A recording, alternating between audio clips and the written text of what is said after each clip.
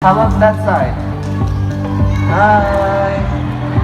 Now also, green-winged macaws are known as the gentle giants of the parrot family. That is because they're the second largest parrot next to the hyacinth macaws. So all over the world, moni sila ang second largest parrot. Okay? So sunod sila sa hyacinth macaws. Alright, now up next is our blue and gold macaw, Goldie. Now blue and gold macaw has a beautiful shade of blue on their back and a solid shade of yellow on their belly and inner wings. Now their eyes and beak are solid black.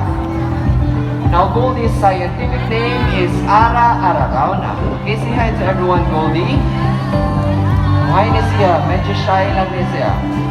So here in Ocean Park, we have 3 blue and gold macaws. So they are blue, Azul, and Goldie.